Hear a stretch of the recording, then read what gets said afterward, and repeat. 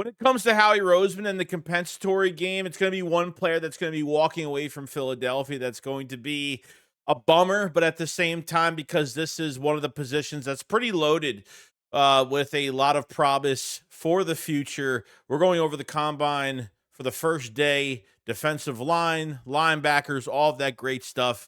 And let's get straight into it. What's the boogeyman? As a matter of fact, it was.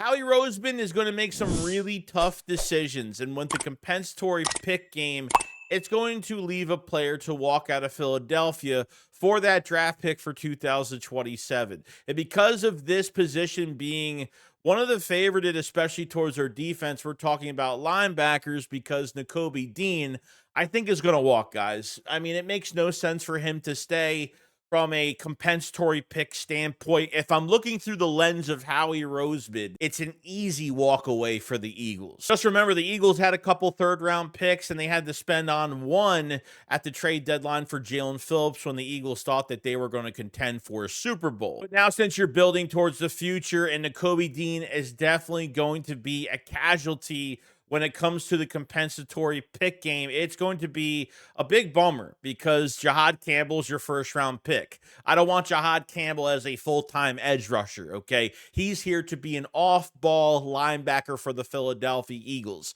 Zach Bond has got one more year, which is this year in Philadelphia, when he's got no more guaranteed money on his contract next year.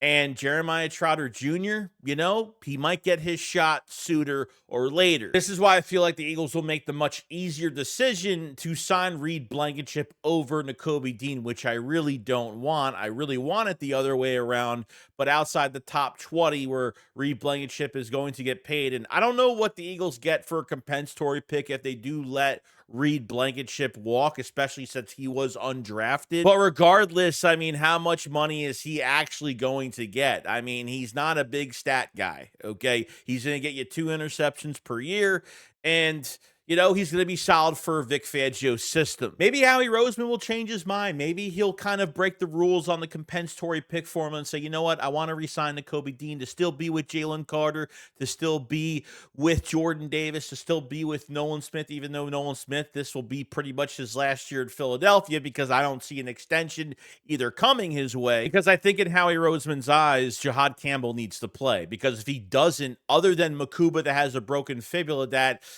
it showed a little bit, but not too much. That draft from 2025, it's a bad draft if Campbell and Makuba don't work out. And obviously your first round pick really needs to work out. I don't know if it was the first 4 or 5 weeks of the season, but Jahad Campbell was ranked pretty high up there, at least with Fred Warner, when it came to coverage as a linebacker, as an off-ball linebacker. Once Nakobe Dean came in, he lost snaps, went to edge rusher. Once Nolan Smith came back of injury and signed Jalen Phillips, then he really had no snaps. And the Eagles can't go through that another year, and this first-round pick is just not going to work out because ultimately Nakobe Dean has been hurt pretty much every single year. I mean, and I don't think teams are going to be that aggressive. I'll be kind of shocked if they are, unless it's the Dallas Cowboys because Christian Parker is there. And availability is the biggest problem with Nakobe Dean, unfortunately. And the Eagles might be jumping to the conclusion to just let him walk in the free agency so the Eagles can get this comp pick, which is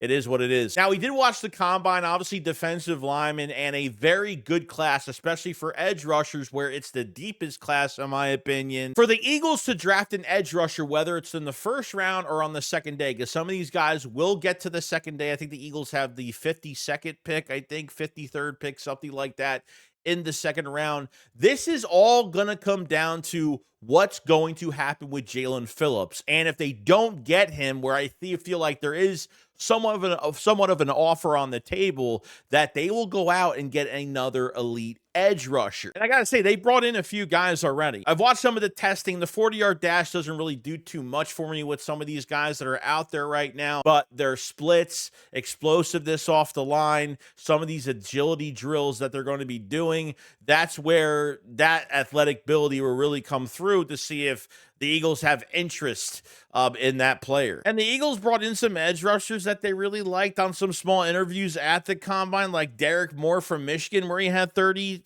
tackles and 10 sacks. They brought in Texas Tech David Bailey. That's pretty much a Brian Burns clone. And bringing one of the best in from Ruben Barron Jr. from the Miami defensive line. So the Eagles are doing plenty of their homework when it comes to edge rushers, obviously as a backup plan in case they can't sign their guy in free agency or for the trade. We know that Howie Roseman likes to build from the trenches, and this is just the first step of what's to come, because you still have free agency that's really in our grasp right now of what they're going to do, and it all depends on one man that's going to get a contract that really facilitates what's the next move that's going to happen. And like I said, edge rusher, whether you trade for an edge rusher, whether you sign an edge rusher as of right now, that's going to be the major difference. Even looking at some of the linebackers like Josiah Trotter and, Arvil Reese from Ohio State, that's a linebacker edge rusher hybrid type guy, which would probably do a lot for Vic Fangio's system this year.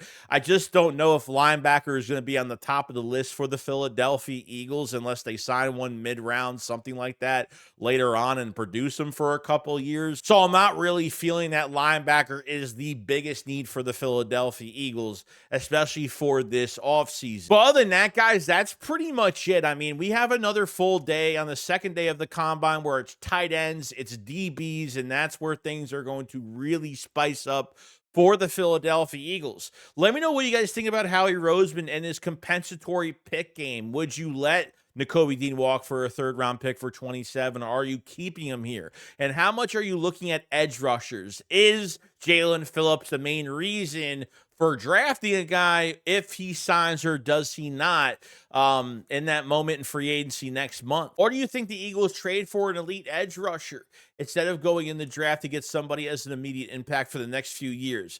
It's going to be really interesting, and one signing could predict other signings down the road, and I can't wait to see what happens. You guys let me know in the comment section below.